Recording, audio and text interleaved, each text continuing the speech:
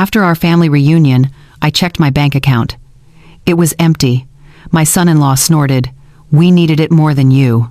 My name is Evelyn, and I turned 70 last spring. Until that moment, sitting at my kitchen table with a cup of coffee going cold beside me, I thought all the surprising chapters of my life had already been written. I was wrong. The day had started so well. The reunion had been beautiful. We laughed, passed dishes around the table, and for the first time in years, everyone fit around without anyone glaring at each other. My granddaughter brought a photo album, and we all cried over old summer pictures of better days. It felt good. Ordinary.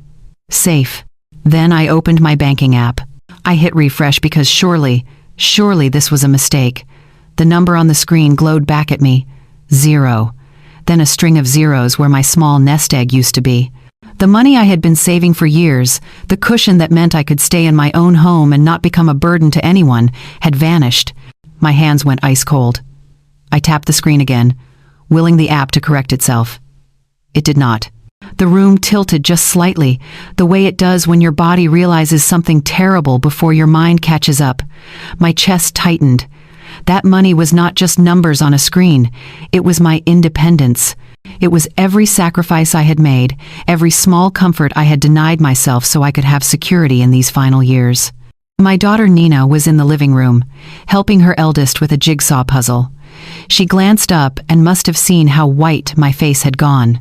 "What's wrong, Mom?" she called out. I could not speak. I just held up the phone, my hand shaking. She walked over, looked at the screen, and her jaw tightened in that way it does when she is trying not to show impatience, like I had done something foolish, like this was somehow my fault. Before I could say anything, Derek, her husband, snorted from the couch. He had a beer in his hand, and the kind of smirk you see on someone who just won a bet you did not know you were part of. "We needed it more than you," he said, almost amused. His tone sliced through me worse than any shout ever could have.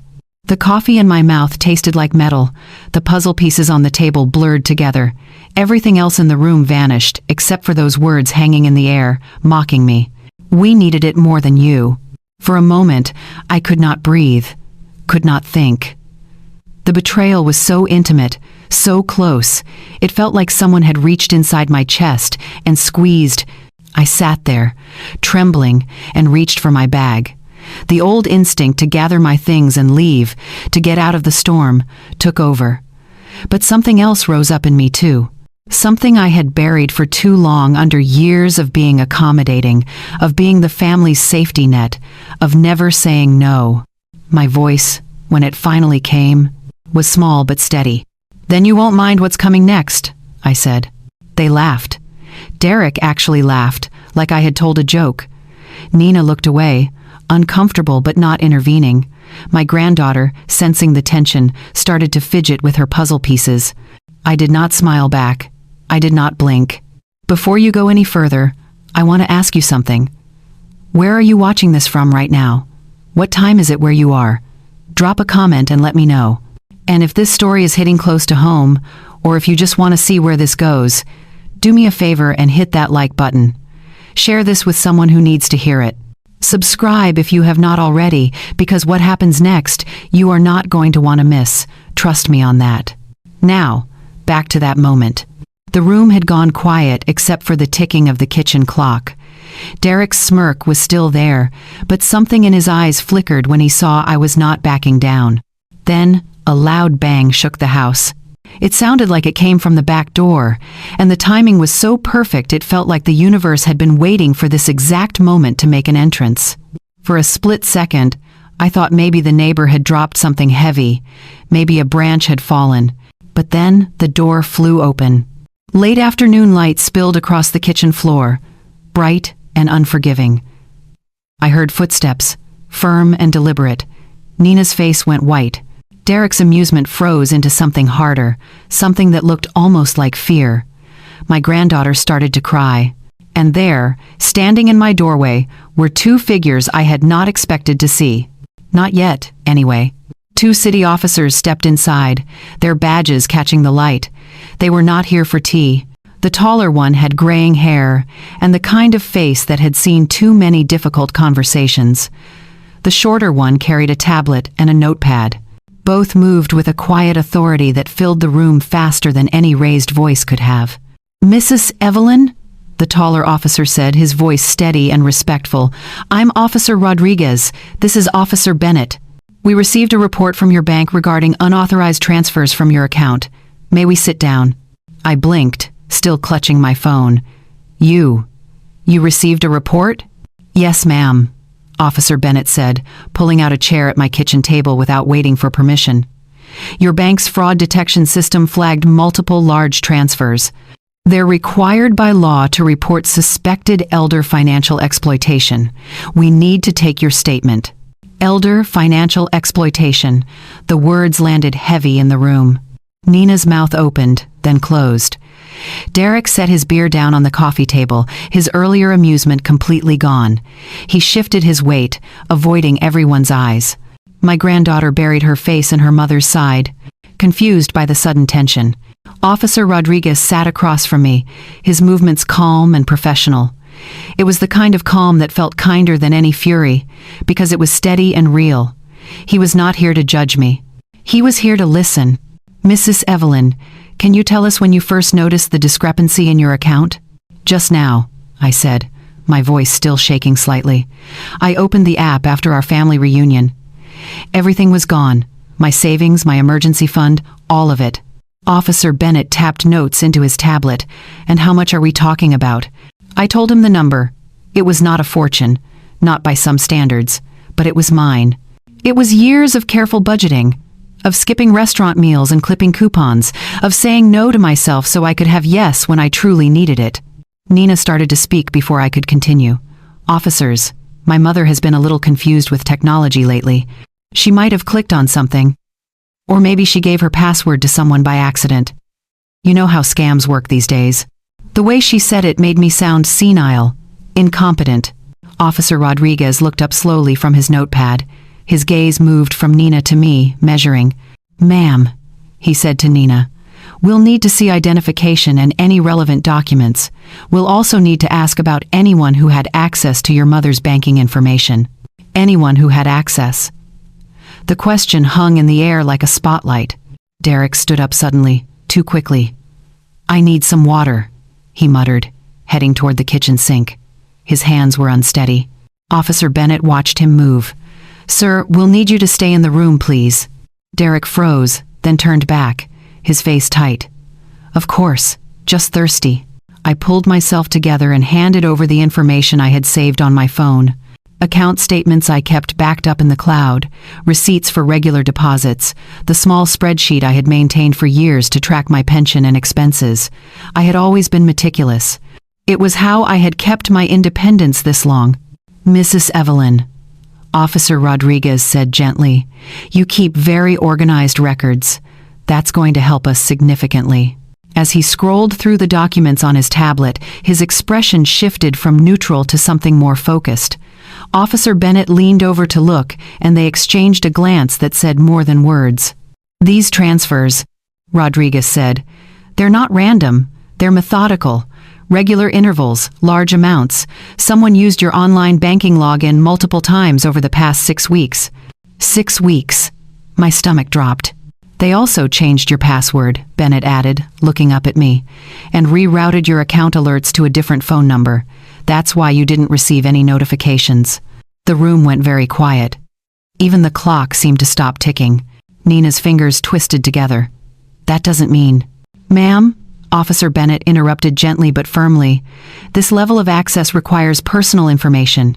Security questions, previous passwords, possibly even physical access to documents. This wasn't an outside scammer. Whoever did this knew Mrs. Evelyn's routines, her personal details, her schedule." Derek's face had gone pale. He sank back onto the couch, his earlier confidence completely shattered. Officer Rodriguez looked directly at me, and there was something soft in his eyes that I had not expected. Compassion, maybe, or respect. "Mrs. Evelyn, this is elder financial exploitation. We see this more often than people realize, and I'm sorry to say that in most cases, it's committed by family members or close friends. People who have access and opportunity." He paused. "We'll take your full statement, and will begin an investigation immediately." My granddaughter started crying harder. Nina tried to comfort her, but her own hands were shaking. As the officers stood to leave, they handed me a card with case numbers and contact information.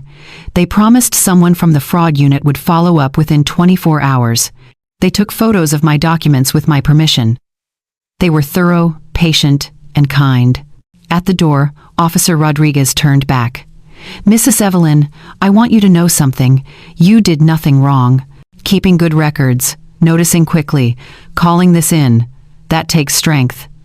Don't let anyone make you feel otherwise." I nodded, not trusting my voice. After they left, the house felt different. Smaller. The air was thick with unspoken accusations and barely contained panic. Derek made a move to say something, but whatever words he had prepared died in his throat when he saw the look on my face. Nina stood frozen, her arms wrapped around herself. That night, as I lay in bed staring at the ceiling, one thought kept circling back, sharp and clear. This was not a mistake. This was not confusion or carelessness on my part. This was theft. It was intimate, calculated, and timed to moments when I would not notice. Someone close to me, someone I had trusted and fed and helped, had methodically emptied my life savings.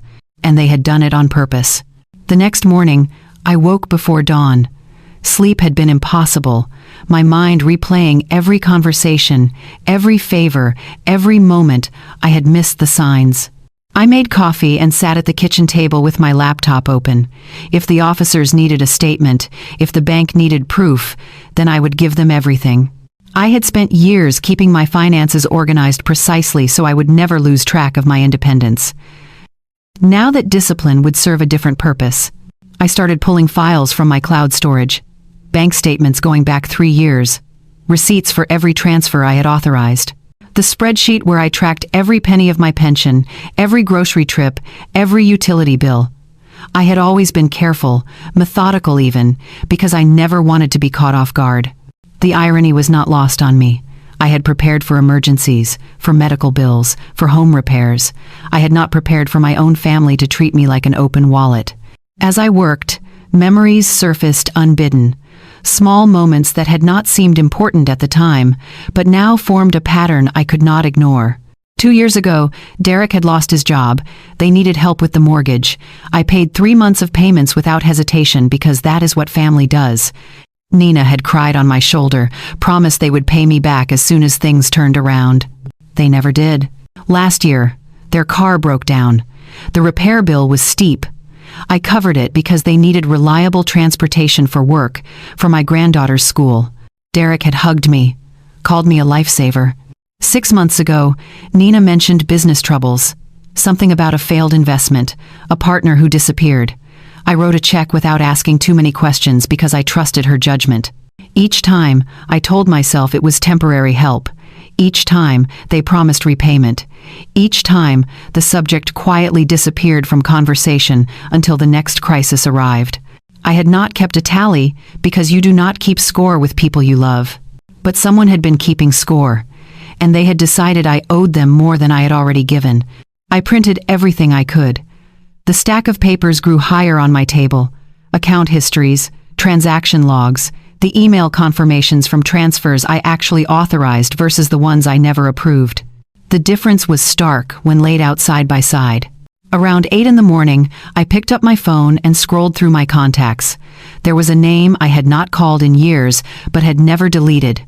Robert Chen, an attorney I had helped a decade ago when he was fresh out of law school and needed volunteers for a community legal clinic fundraiser. I had organized the whole event from my kitchen, made calls, gathered donations, turned it into something that gave him the credibility he needed to start his practice. He had told me back then, "If you ever need anything, call me." I called. He answered on the 3rd ring. "Evelyn, is that really you?" "Robert, I need help." His tone shifted immediately. "Tell me what happened." I explained everything. The missing money, the officers, the realization that someone close had systematically drained my accounts. My voice stayed steady, but barely. "I'll be there in an hour," he said without hesitation. "Don't talk to anyone about this until I arrive. Document everything, but do not confront anyone. Understand?" I understand. He arrived 50 minutes later, briefcase in hand. Looking older, but still carrying that same focused energy I remembered. He sat at my kitchen table as if he had always belonged there and read through every document I had compiled. "You kept everything tidy," he said, a note of admiration in his voice. "Good instincts, Evelyn. This is going to make our case much stronger." Our case. The words settled over me like armor. "What we're looking at here," Robert continued, flipping through the statements, "is not just theft. It's elder financial abuse, possibly fraud, maybe even forgery if they changed passwords or authorization forms. Whoever did this was systematic." He pulled out his phone and made 2 calls. The first was to a banking fraud specialist he knew. The second was to a private investigator who handled financial crimes. "We'll file an official report with the bank's fraud department," he explained. "We'll also work with the police to build a criminal case. But I want my own team looking at this too. Because banks move slowly and we need to freeze whatever assets we can before they disappear completely." "Can we get the money back?" I asked, hating how small my voice sounded. "We'll fight for every penny," Robert said firmly. "And we'll make sure whoever did this faces consequences. But Evelyn, I need you to prepare yourself. This is going to get difficult. Family cases always do." I nodded. I already knew it would be difficult. I had known the moment I saw that 0 on my screen. Robert spent the next hour going through the transaction history, line by line. His finger stopped on a section near the middle of the page. "Look at this," he said, turning the laptop toward me. "See these withdrawals, small amounts, 200 here, 300 there. They're all timed to specific days." I leaned closer, squinting at the dates. "Tuesdays and Thursdays," I said slowly. "Those are the days I volunteer at the community center. I'm gone from 10 until 3. Robert's expression hardened. "They knew your schedule. They waited until you were out of the house to make the transfers, so you wouldn't get any immediate alerts or notice unusual activity." The realization hit me like cold water. This was not impulsive. This was planned. Someone had watched my routines, learned my patterns, and used my predictability against me. Robert closed the laptop and looked at me with something that might have been anger on my behalf. "Evelyn, we're going to find out exactly who did this and how deep it goes. I promise you that." I believed him. For the first time since seeing that empty account, I felt something other than shock and hurt. I felt resolve. Within 48 hours, things started moving faster than I expected. Robert called early Wednesday morning. "The bank has placed temporary holds on several accounts linked to the suspicious transfers. They've also opened a formal fraud investigation channel. You should receive a call from their security team today." I did. A woman named Patricia from the bank's fraud department spoke to me for nearly an hour, walking through every transaction, confirming what I had and had not authorized. Her voice was patient, kind even, but all business.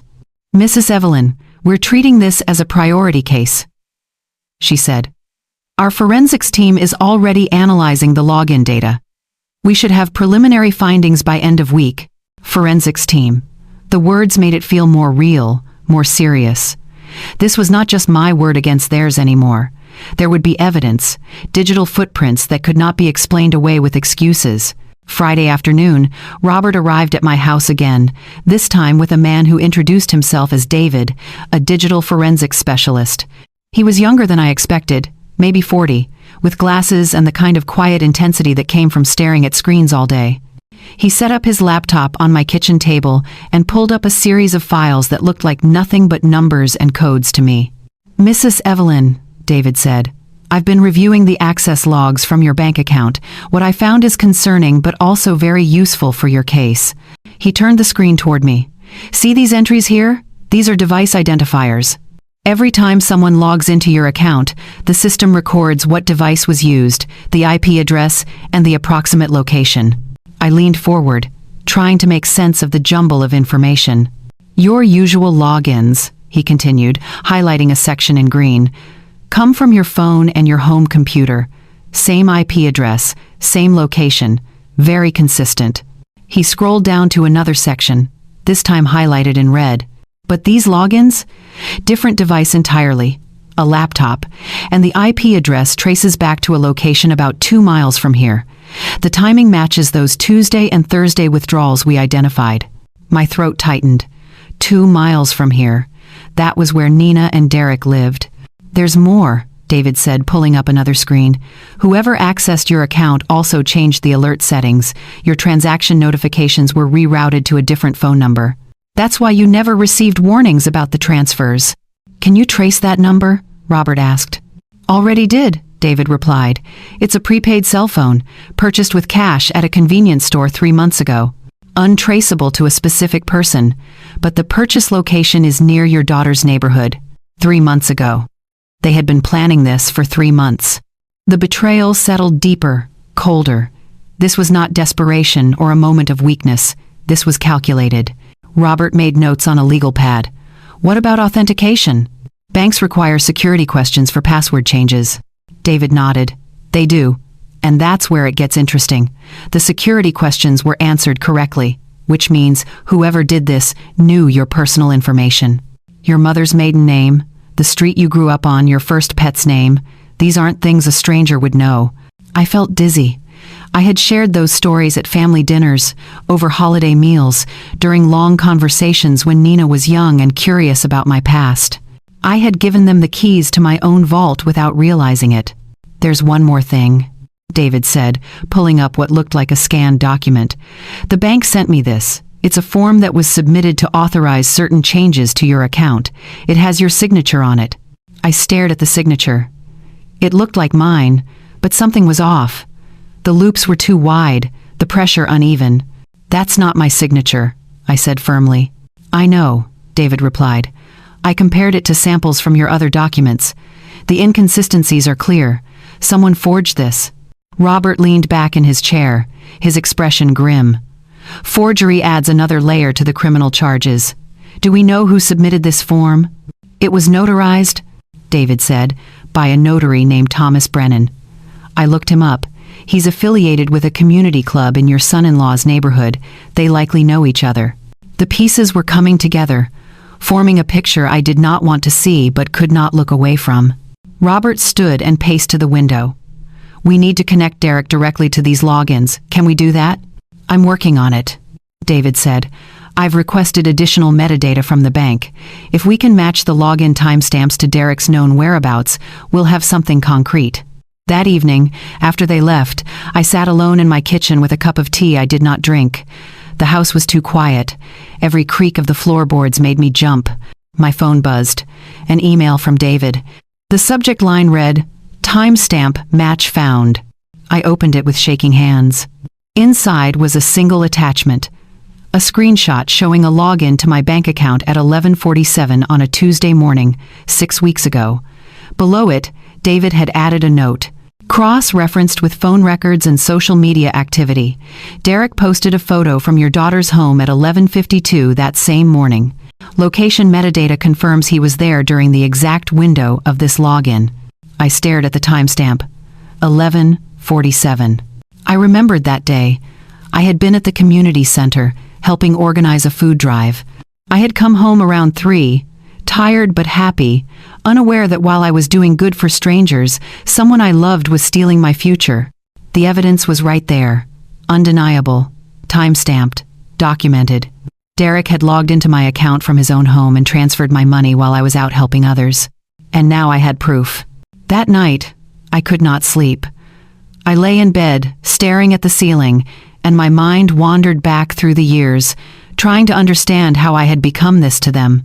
Not a mother, not a grandmother. A resource to be drained. I had not always been alone in this.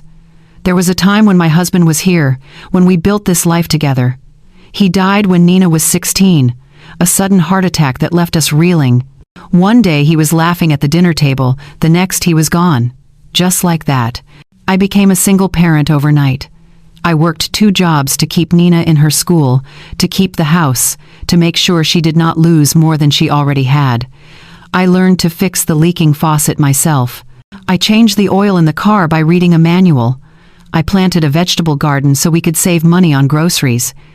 Every choice I made was about survival and about giving Nina a stable foundation. When she went to college, I worked overtime to help with tuition. Not all of it, but enough that she graduated with less debt than most of her friends. I was proud of that. Proud of her. She was smart, capable, determined. When she met Derek, I wanted to like him. I really did. He was charming, attentive, said all the right things. At their wedding, he hugged me and called me mom and told me he would take care of my daughter. For a few years, it seemed like he would. But somewhere along the way, the requests started. Small at first. Could I watch my granddaughter for the weekend so they could take a trip? Of course. Could I lend them a little money to cover a car insurance payment? Absolutely. Could I help with the deposit on their new apartment? Without question. Each favor felt reasonable on its own. It was only when I looked back that I saw the pattern. I had been filling gaps for years, patching holes that should not have existed if they managed their money better. There was the time Derek started a business with a friend. He needed startup capital. I gave him $8,000. The business folded within 6 months. He never mentioned paying me back, and I never asked because I did not want to seem petty. There was the vacation they took to Florida 2 years ago, the one they said was a much-needed break after a hard year. They posted photos of fancy restaurants and beach resorts. A week later, Nina called to say they could not make rent and could I help just this once. I sent the money the same day. Last Christmas, I bought gifts for my granddaughter and also quietly paid their electric bill because Nina mentioned it was overdue. I wrapped the payment in an envelope and slipped it to her without Derek seeing because I knew he would be embarrassed. Or so I thought. Maybe he was not embarrassed at all. Maybe he expected it. I had been the safety net for so long that I had forgotten I was allowed to say no. I had confused love with obligation, generosity with surrender. Somewhere in all those years of giving, I stopped asking if they appreciated it. I stopped asking if they even respected me. Lying there in the dark, I realized something else. Derek had not just stolen money, he had stolen the meaning behind it. Every dollar I saved was a choice I made. A meal I skipped, a coat I did not replace, a trip I never took. That money represented my autonomy, my ability to care for myself so I would not become a burden. And he took it as if it meant nothing. The hurt was still there, deep and sharp. But something else was rising alongside it. Not anger, exactly. Something colder, clearer. Strategy. I sat up in bed and turned on the lamp. I reached for the notepad I kept on my nightstand and started writing. Robert had given me advice. Document everything. Build a legal wall. Do not engage emotionally. Let the professionals do their work. I wrote down every conversation I could remember, every request for money, every promise to pay me back, every time Derek made a comment that should have been a warning. The time he joked about my pension being more than I needed. The time he asked if I had a will and who was listed as beneficiary. The time he mentioned I should add Nina to my bank account for emergencies. I had brushed those moments off as casual conversation. Now I saw them for what they were. He had been testing boundaries, probing for weaknesses, laying groundwork. I made a list of witnesses. Neighbors who might have seen Derek coming and going from my house on days I was not home. Friends who had heard me mention lending money. The bank teller who knew me by name and might remember unusual activity. I wrote down questions to ask Robert. Could we subpoena phone records? Could we trace where the withdrawn money went? Could we prove not just that the theft happened, but that it was premeditated? By the time the sun came up, I had 5 pages of notes. My hand ached from writing, but my mind felt sharper than it had in days. The plan was forming. Gather proof, build a case so strong they could not lie their way out of it, protect what was left of my assets and my independence. And most importantly, refuse to let their guilt trips and manipulations derail me. They would try, I knew. Derek would get defensive. Nina would cry and beg me to let it go for the sake of family. They would say I was overreacting, being cruel, tearing the family apart. But I was done being the person who absorbed their consequences. I was done being the woman who gave until there was nothing left. This time, I would stand firm, not out of spite, not out of revenge in the petty sense, but out of respect for the life I had built, the sacrifices I had made, and the future I still deserved to have. I got dressed, made coffee, and called Robert. I'm ready, I told him. Let's move forward with everything. Good, he said, because we have a lot of work to do. Robert scheduled a meeting at his office for Monday morning. When I arrived, there was a woman waiting in the conference room. She was in her 50s, dressed professionally, with reading glasses perched on her nose and a large magnifying lamp set up on the table. "Evelyn, this is Dr. Margaret Foster," Robert said. "She's a forensic document examiner, one of the best in the state." Dr. Foster stood and shook my hand with a firm grip. "Mrs. Evelyn, I've been reviewing the documents your attorney provided. I'd like to walk you through what I've found." She spread several papers across the table. Copies of the authorization form that David had shown me, alongside samples of my real signature from old checks and legal documents. "Document examination is part science, part art," Dr. Foster began, adjusting her lamp over the papers. "When someone signs their name, they do it with a specific rhythm, pressure, and flow. These patterns are incredibly difficult to replicate perfectly." She pointed to the authorization form. "This signature purporting to be yours has several inconsistencies. First, look at the pressure points." She traced the lines with a pen. "Your natural signature shows consistent pressure throughout. But here, the pressure is uneven, heavier at the beginning of letters, lighter at the end. That suggests hesitation, someone trying to copy what they're seeing, rather than writing naturally." I leaned closer, studying the subtle differences. "Second," she continued, "the pen lifts. You have a distinctive way of connecting your letters, very fluid. This signature has breaks where there shouldn't be any." The forger lifted the pen multiple times, probably to check their work against a reference. "Can you prove it's forged?" Robert asked. "I can testify to a high degree of certainty that this signature was not made by Mrs. Evelyn," Dr. Foster said. "I can also tell you something else. The ink." She pulled out a small device and held it over the document. "This is a video spectral comparator. It analyzes ink composition and aging. The signature on this form is approximately 3 months old, which matches the timeline. But here's the interesting part." She pointed to a date written next to the signature. "This date was added later, maybe a day or two after the signature. Different pen, slightly different ink composition. Someone signed this form, then came back and dated it to make it appear legitimate." My stomach turned. The level of deception was staggering. "Who notarized this?" Dr. Foster asked. "A man named Thomas Brennan," Robert replied. "We believe he's connected to Derek through a local community club." Dr. Foster made a note. "I'll need to examine his notary records. If he notarized a document he knew was forged, that's a criminal offense on his part as well." She gathered the papers into a folder. "I'll prepare a full report for the court. This should be more than sufficient to prove forgery." After she left, Robert and I met with David again. He had brought his laptop and looked eager to share something. "I have updates," David said, opening several windows on his screen. "Big ones." He pulled up a network diagram that looked like a spider web of connections. "I traced the money. After it left your account, it didn't just disappear. It moved through 3 intermediary accounts before landing in various places." "What kind of places?" I asked. "A down payment on a truck, luxury purchases at electronics stores, cash withdrawals at ATMs near Derek's workplace, and this is the big one." He tapped the screen. "A transfer to a business account registered under Derek's name. A consulting company that appears to exist only on paper. No website, no clients, no legitimate activity. Just a shell to funnel money." Robert whistled low. "That shows intent. He wasn't just taking money impulsively. He created a structure to hide it." David nodded. "And there's more. I got the extended metadata from the bank. Remember those login timestamps? I cross-referenced them with cell tower data. Derek's phone pinged towers near your house on 4 separate occasions when unauthorized logins occurred." He showed us a map with dots marking locations and times.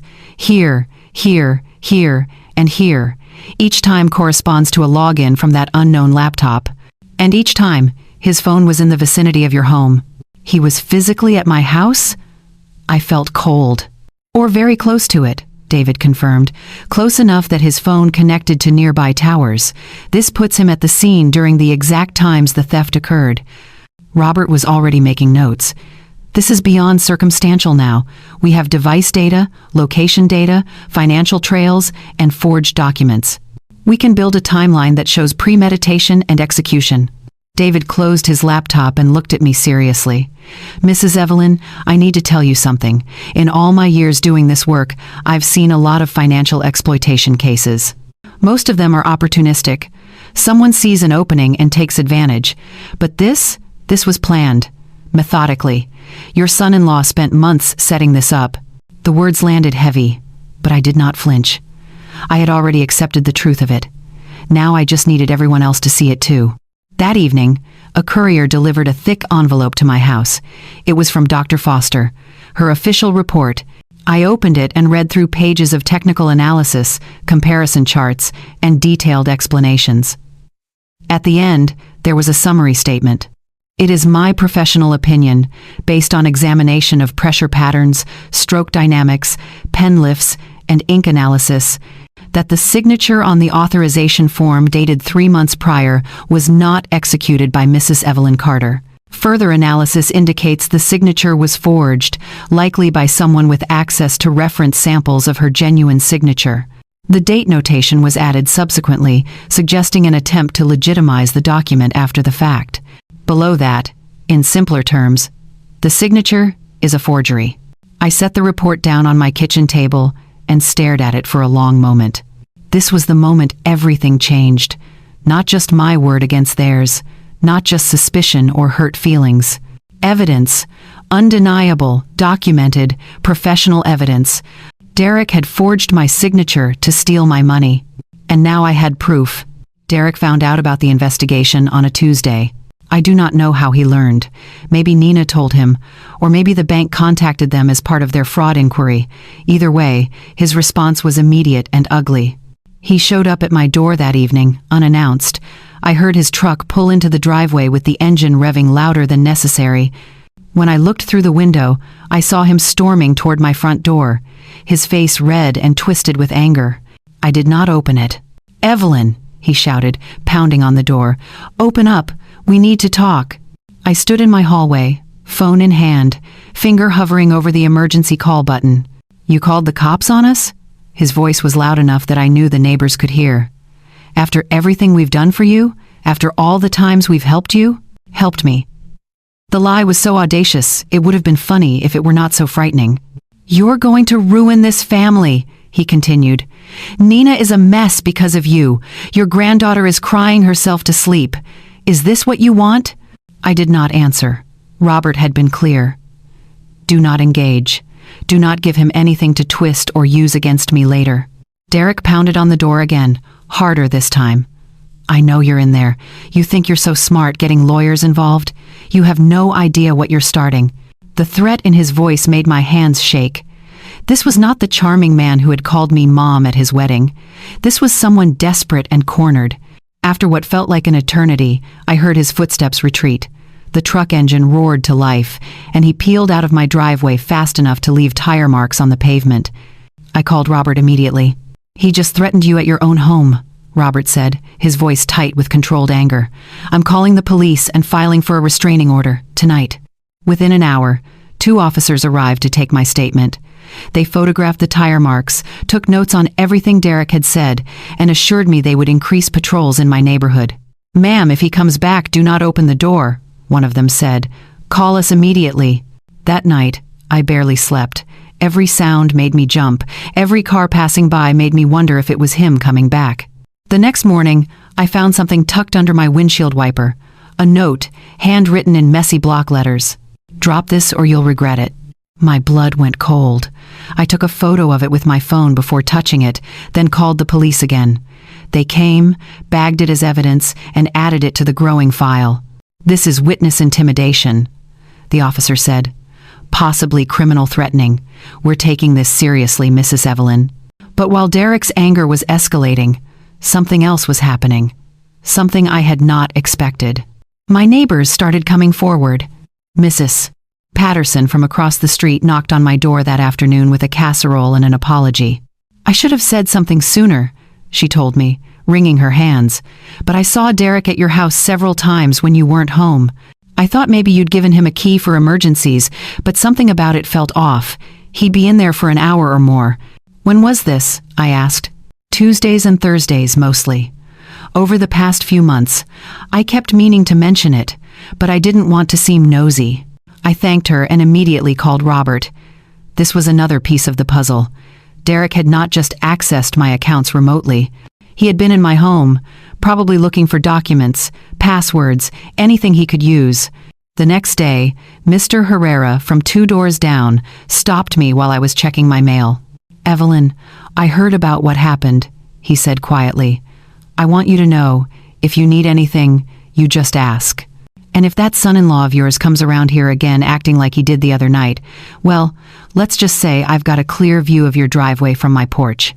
One by one, people I had lived near for years but barely knew beyond polite waves began offering support. They brought food, offered to keep watch, shared observations they had made but never mentioned. It was humbling and heartbreaking at the same time. I had been so focused on being independent, on not being a burden, that I had not realized I had a community around me who cared.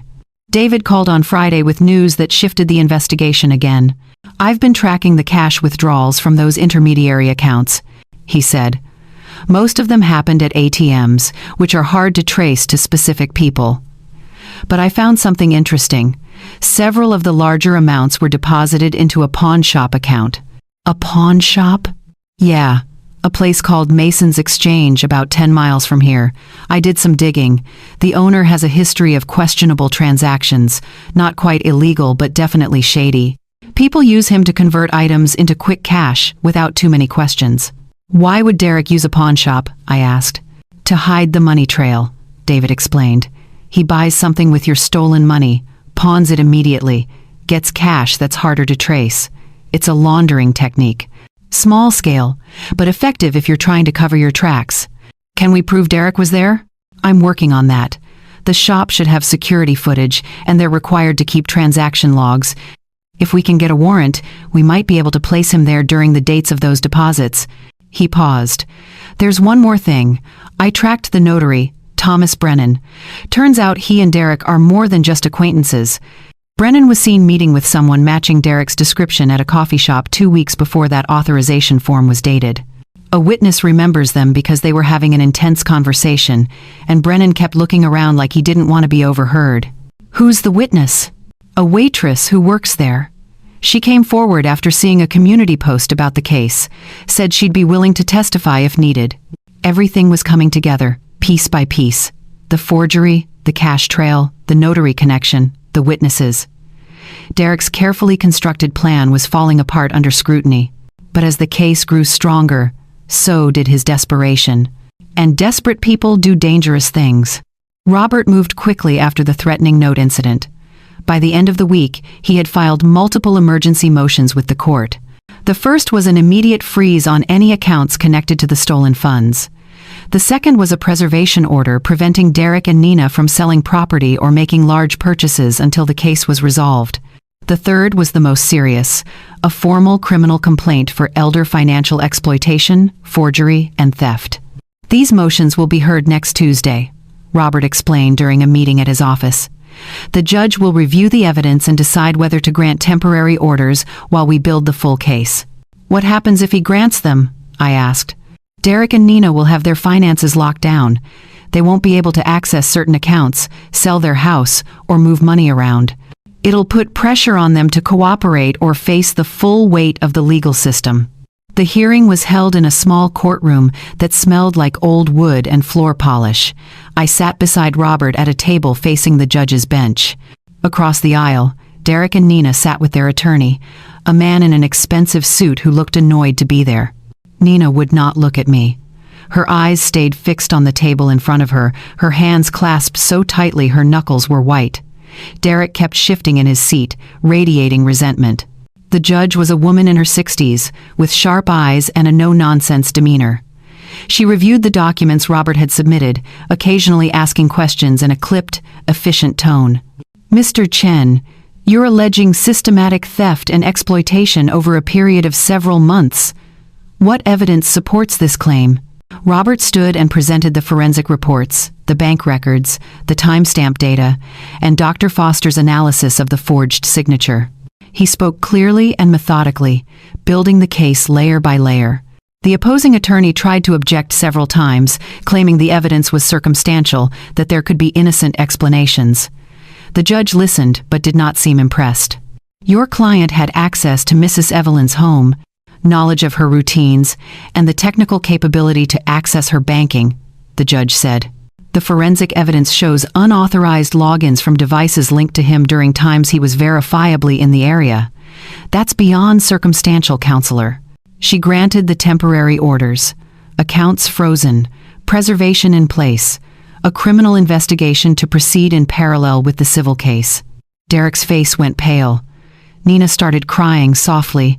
As we left the courtroom, their attorney pulled Robert aside. We'd like to discuss a settlement. Keep this out of criminal court. Your client stole from an elderly woman, Robert said flatly. There's no settlement that makes that go away. The attorney's expression hardened. We'll fight this. Good luck with that, Robert replied. On the drive home, I felt something loosen in my chest. The legal system was taking me seriously. The evidence was strong. For the first time since this nightmare began, I felt like I was not facing this alone. But Robert had one more question for me when we got back to his office.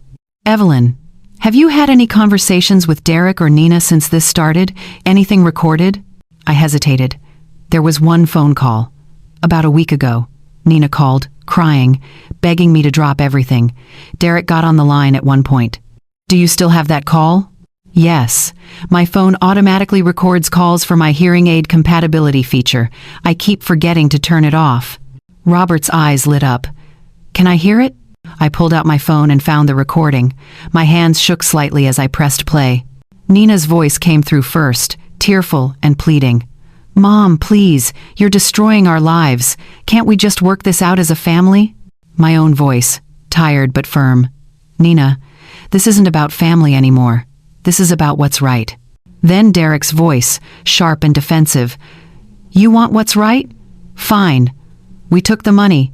You weren't using it anyway. You live alone in that house doing nothing while we're out here struggling with real bills, real problems. We needed it more than some old woman saving for what? Another 10 years of existing? There was a pause on the recording. I had been too shocked to respond immediately. Derek continued, his tone shifting to something almost mocking. And yeah, I signed your name on that form. So what? You would have said no like you always do when it's actually important. I did what I had to do. The recording ended.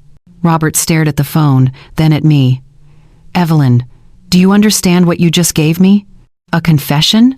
A complete, uncoerced admission of guilt, theft, forgery, and motive, all in his own words. Robert was already typing notes furiously on his laptop. This changes everything. With this recording, they have no defense. None. Is it legal? Can we use it? You're in a one-party consent state. As long as one person in the conversation knows it's being recorded, it's admissible. You were that person. He looked up at me with something like awe. This is the smoking gun, Evelyn. This ends the case. I sat back in my chair, letting it sink in. Derek's own words, his own arrogance, had sealed his fate. What happens now? I asked. Now we prepare for trial. We submit this recording as evidence, and we make sure everyone hears exactly what he said. Robert closed his laptop and met my eyes. Get ready, Evelyn. This is about to get very real for them. Word travels fast in small towns, especially when court documents become public record. By the end of the week, people were talking. I noticed it first at the grocery store. The cashier, who usually chatted about the weather, gave me a sympathetic smile and squeezed my hand when she gave me my change. The woman in line behind me whispered to her companion loud enough for me to hear, "That's her, the one whose family stole everything." It should have embarrassed me. Instead, it felt like validation. At the community center where I volunteered, the director pulled me aside. "Evelyn, I heard what happened. I'm so sorry. If you need time off, we understand." "I don't need time off," I told her. "I need to keep living my life." She nodded, respect in her eyes. "Well, if you need anything, you let us know." But the real shift came when people started reaching out to Robert directly. Mrs. Chen, who lived 3 houses down, called to say she had seen a moving van at Derek and Nina's house about 2 months ago. Not a full moving van, just a rental truck. She watched them load furniture and boxes, then return the truck a few hours later. At the time, she thought they were helping someone move. Now she wondered if they had been pawning or selling items purchased with my money. The mail carrier came forward with information about multiple packages delivered to their address during the same time frame as the thefts. Electronics, luxury goods, things that did not match their usual deliveries. Even the barista at the coffee shop where Derek and the notary had met agreed to give a statement. She remembered them clearly because Derek had been agitated, speaking in hushed tones, and Thomas Brennan kept glancing around nervously. David compiled everything into a comprehensive file. Forensic evidence, financial records, witness statements, the recorded phone call, location data. He organized it into a timeline that told the complete story from start to finish. "This is beyond solid," he told Robert during a meeting at the office. "Any jury that sees this will convict. Any judge will rule in Evelyn's favor. There's no ambiguity left." Robert scheduled a meeting with the prosecutor handling the criminal side of the case. I went along, sitting quietly while they discussed strategy. The prosecutor, a serious woman named Angela Torres, reviewed the evidence with the kind of focus that made me feel genuinely protected. "This is one of the most thoroughly documented elder exploitation cases I've seen," she said. "Usually we have to piece together bits of circumstantial evidence and hope for a confession. Here, we have everything: the means, the motive, the opportunity, and an admission." "What kind of charges are we looking at?" Robert asked.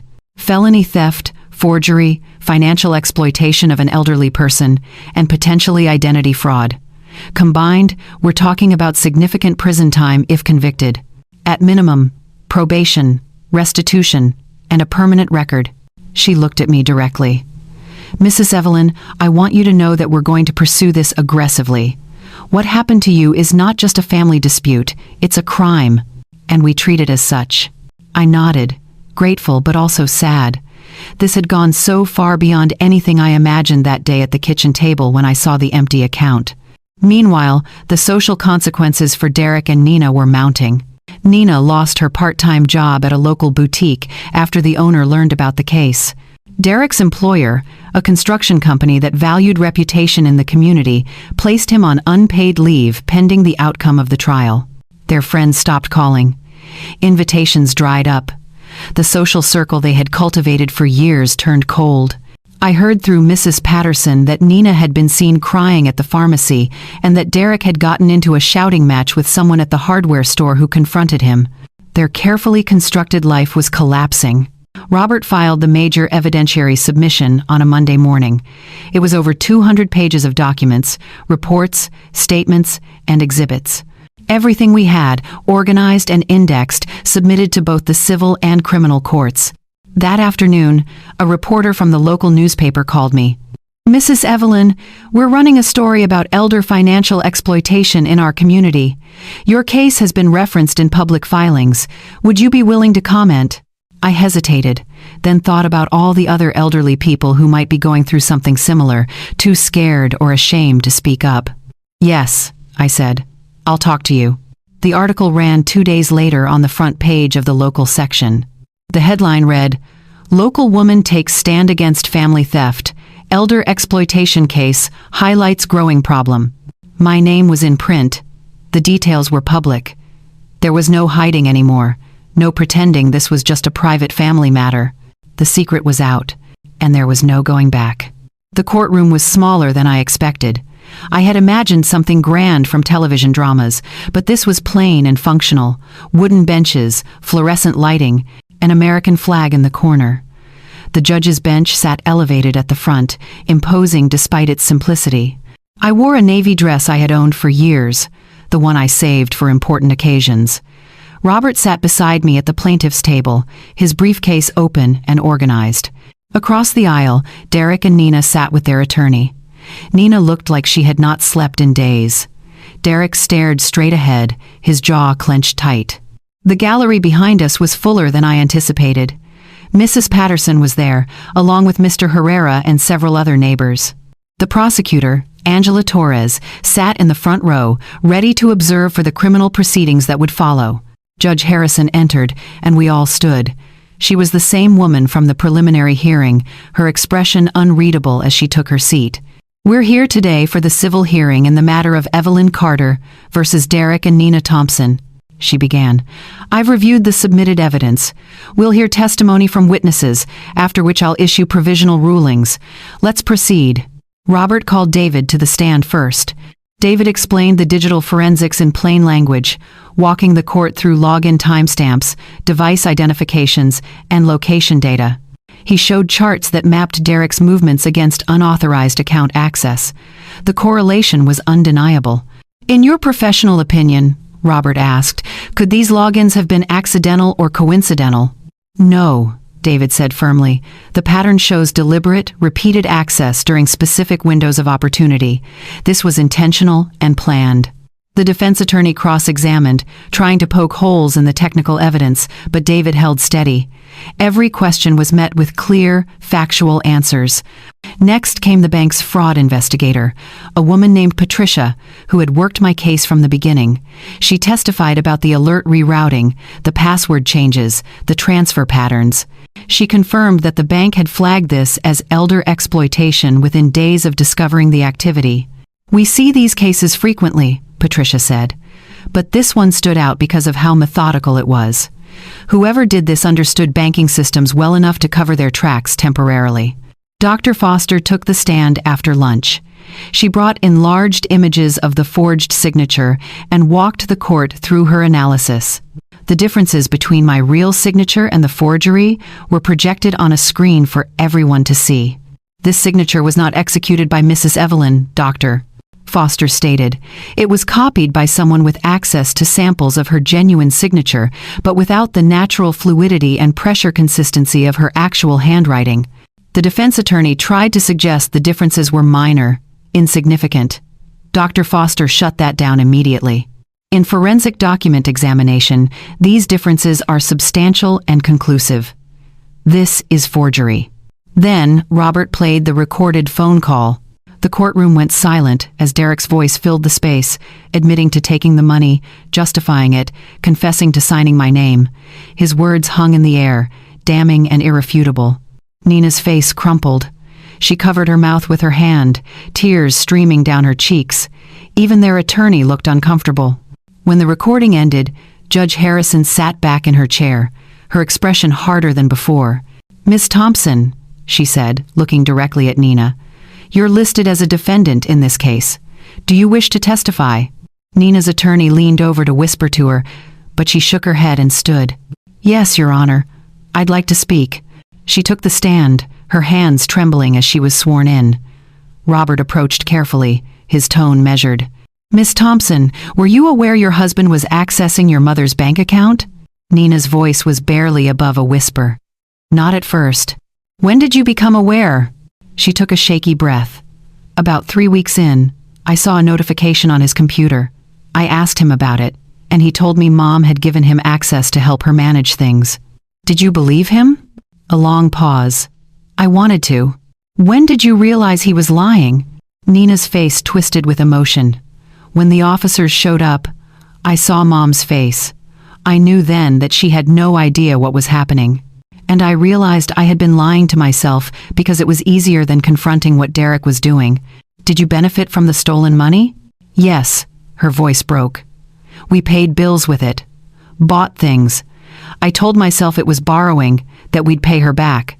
But deep down, I knew it was wrong. I just didn't want to see it." Robert let the admission sit for a moment. "Why didn't you stop him?" "Because I was scared," Nina said, tears falling freely now. "Scared of what it meant about who I married. Scared of what it meant about who I'd become. I let my mother, the woman who sacrificed everything for me, be robbed because I was too weak to stand up." The courtroom was completely silent. Even the court reporter stopped typing for a moment. "I'm sorry, Mom," Nina said, turning to look at me directly. "I know that doesn't fix anything. I know you have no reason to forgive me. But I'm so sorry." I met her eyes but said nothing. Sorry was just a word. Action would speak louder. Robert called me to the stand last. I walked slowly to the witness box, placed my hand on the Bible, and swore to tell the truth. As if I had done anything but tell the truth this entire time. Robert's questions were gentle but direct. He walked me through my relationship with Nina and Derek, the pattern of financial help, the discovery of the theft, the emotional impact. Mrs. Evelyn, why did you decide to pursue legal action rather than handling this privately within the family? I took my time answering, wanting to get the words exactly right. Because what happened to me was not a family disagreement, it was a crime. If I had stayed silent, if I had let them sweep this under the rug for the sake of keeping the peace, I would have been telling myself that my dignity, my security, my life's work meant nothing. I would have been saying that I deserved to be used. My voice grew stronger. I spent years being generous, being the safety net, being the person everyone could count on, and somewhere in all that giving, they stopped seeing me as a person. They saw me as a resource. I had to take action not just for myself, but for every other older person who is being taken advantage of by people they love and trust. Judge Harrison listened intently, her eyes never leaving my face. I want my money back, I continued. But more than that, I want accountability. I want them to face real consequences, because without consequences, nothing changes. When I stepped down, the courtroom felt different, heavier maybe, or clearer. Judge Harrison reviewed her notes, then looked up at both sides. Based on the evidence presented, I'm issuing the following provisional rulings. The frozen accounts will remain frozen. Restitution to Mrs. Evelyn will begin immediately from any available funds. I'm ordering a full asset review to determine what can be liquidated to satisfy the debt. She paused, her gaze landing on Derek. Furthermore, I'm referring this matter to the criminal court with a strong recommendation for prosecution. The evidence of forgery, theft, and exploitation is overwhelming. Derek's shoulders sagged. Nina continued crying quietly. This court will reconvene in 30 days for sentencing recommendations on the civil side. Criminal proceedings will be scheduled separately. Judge Harrison closed her file. We're adjourned. The gavel came down with a sharp crack that echoed through the room. It was over. At least, this part was. The weeks following the hearing brought a strange kind of quiet. Not peaceful exactly, but the frantic chaos had settled into something more manageable. The legal machinery was turning now, and all I could do was wait and rebuild. Robert called 3 days after the hearing with an update. The asset review is complete, he said. Derek and Nina have agreed to surrender certain items to avoid further criminal penalties. There's a truck they purchased with your money, some electronics, jewelry. Those will be sold and the proceeds returned to you. The house is mortgaged heavily, but there's equity that can be tapped for restitution payments. How much will I get back? I asked. Not everything, not right away, but we're looking at about 60% within the next 6 months, and the rest in structured payments over 2 years. It's not perfect, but it's enforceable. 60%. It was more than I expected, honestly. Enough to restore some of my security, enough to know I would not lose my independence after all. There's more, Robert continued. Derek's employer officially terminated him. The company cited breach of trust and moral character clauses in his contract. Nina's been ordered by the court to find full-time employment to meet her restitution obligations. They're selling the house, moving to a smaller place, 3 towns over. I absorbed the information without satisfaction or glee. These were just facts, consequences they had earned through their choices. And the criminal case? Prosecutor is moving forward. Derek will likely face probation, community service, and a permanent record. There's a possibility of jail time, but given his cooperation in restitution, it might be reduced. The judge will decide at sentencing next month. After we hung up, I sat at my kitchen table with a cup of tea and let myself feel the weight lifting. It was not gone entirely, but it was lighter. My phone buzzed. A text from Mrs. Patterson. We're having a little gathering this Saturday. Just neighbors. We'd love for you to come. I had not been to a neighborhood gathering in years. I had always kept to myself, not wanting to be a bother, not wanting to impose, but something had shifted. These people had shown up for me when it mattered. Maybe it was time to let them in. Saturday came, and I walked to Mrs. Patterson's house with a pie I had baked that morning. Blueberry, from a recipe my mother had taught me decades ago. The gathering was small and warm. A dozen neighbors, some I knew well, others I had only waved to in passing. They welcomed me like I had always belonged.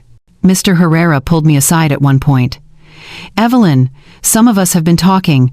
We want to help you set up better protections. My daughter works in banking security. She'd be happy to come by and walk you through setting up alerts, two-factor authentication, all that tech stuff." "I'd appreciate that," I said, genuinely grateful. Mrs. Chen approached next. "I volunteer with the Senior Center. They have workshops on financial safety and legal planning.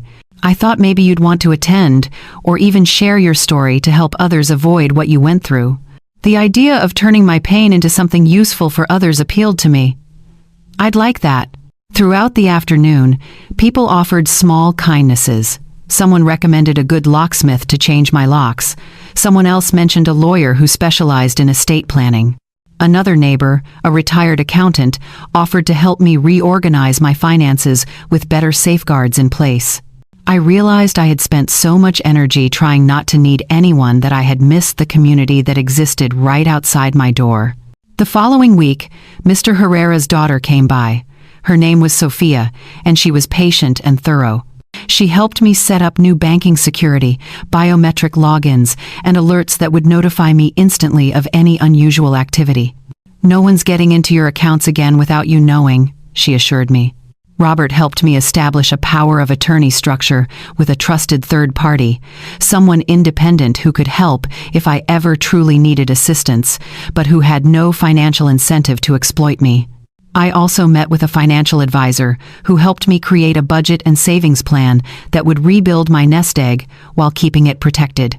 She recommended splitting my accounts, creating barriers that would make it harder for anyone to access everything at once.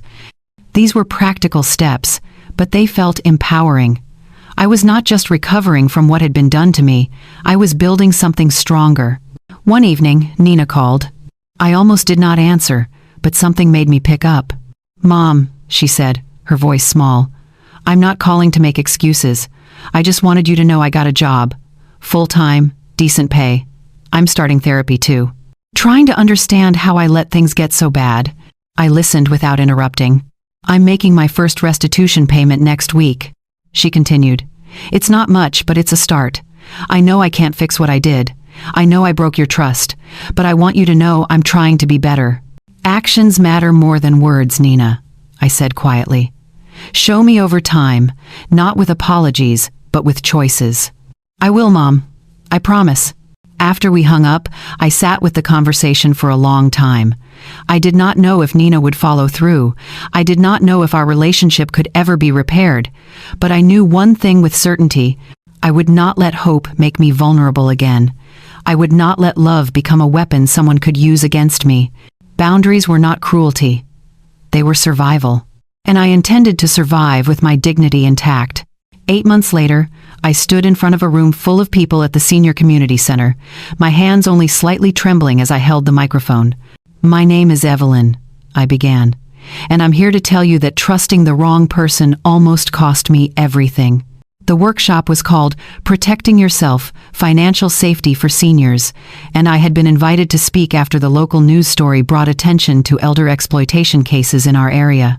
23 people filled the chairs, most of them my age or older, all of them listening with the kind of focus that told me they understood why this mattered.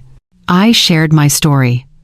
Not all the painful details, but enough to illustrate how easily it could happen. How family members can exploit trust. How important it is to keep records, set boundaries, and never feel ashamed to ask for help or take legal action when needed. "You are not being difficult when you protect yourself," I told them. "You are not breaking up the family when you hold people accountable.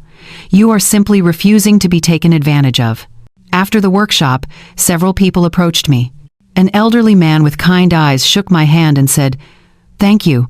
My son has been pressuring me to sign over my house. I thought I was being paranoid for hesitating." "You're not paranoid," I assured him. "You're being smart." A woman around my age hugged me, whispering that her daughter had been draining her account for months and she had been too ashamed to tell anyone. But hearing you talk about it, I realize I don't have to carry that shame. They should. These moments made the pain worthwhile. If my story could help even one person avoid what I went through, then something good had come from the hurt. Life had settled into a new rhythm. My finances were slowly recovering. The restitution payments came regularly, deposited into my account on the first of each month like clockwork. Nina had not missed a single payment. She called occasionally, updating me on her therapy progress, asking tentatively if we could have coffee sometime. I agreed to coffee 3 months ago. It was awkward and careful, both of us measuring our words. But she showed up. She listened. She did not make excuses. We were not back to where we were. Maybe we never would be. But there was something there, fragile and new, that might someday grow into trust again. Derek, on the other hand, had disappeared from my life entirely. I heard through Mrs. Patterson that he had moved 2 states away, taken a job in construction, and barely contacted Nina anymore. She had filed for divorce. The papers were being finalized. I did not waste energy thinking about him. He had made his choices. Now he lived with them. My Tuesdays and Thursdays were still spent volunteering, but now I also attended a pottery class on Wednesday evenings. The instructor was patient, and the other students were friendly. I was terrible at it, honestly. My bowls came out lopsided, my vases collapsed halfway through shaping. But I loved it. There was something healing about working with clay, about creating something imperfect but mine, about starting over when it did not turn out right, about the quiet satisfaction of finishing a piece and knowing I had made it with my own hands. Last week, I brought home a small, wobbly bowl glazed in blue. It sat on my kitchen table now, holding fruit. Every time I looked at it, I smiled.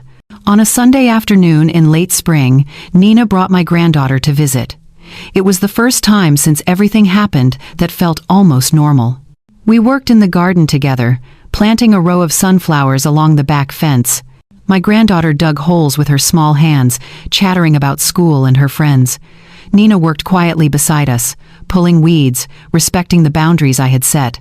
When the last seed was planted, my granddaughter stood and looked up at me. "Grandma, will they get really tall?" "They will," I promised. "Taller than you, taller than me. They'll turn their faces to the sun and stand strong." She slipped her small hand into mine, dirt smudged on both our palms. I like that. So did I. As they left, Nina paused at the door. "Thank you for letting us come, Mom." I nodded. "Keep showing up, Nina. That's what matters." After they drove away, I stood in my kitchen with a cup of coffee in my clean mug, looking out at the garden we had planted together. The house was quiet, but it was not lonely. It was peaceful. I had learned something important through all of this. You can be generous without being a doormat. You can love without losing yourself. You can forgive without forgetting the lessons that pain taught you. I am Evelyn. I am 70, and I am nobody's backup plan. I am not an endless resource. I am a woman who learned to protect her own light, to water her own garden, to stand tall like those sunflowers reaching for the sun. If this story resonated with you, if you know someone who needs to hear it, share it. Leave a comment telling me your thoughts. Hit that like button and subscribe, because stories like this need to be told. We need to protect each other, support each other, and remind each other that we deserve dignity at every age. Sovereignty tastes like coffee in a clean mug, like a garden you tend for yourself, like a life rebuilt on your own terms. And it is worth fighting for.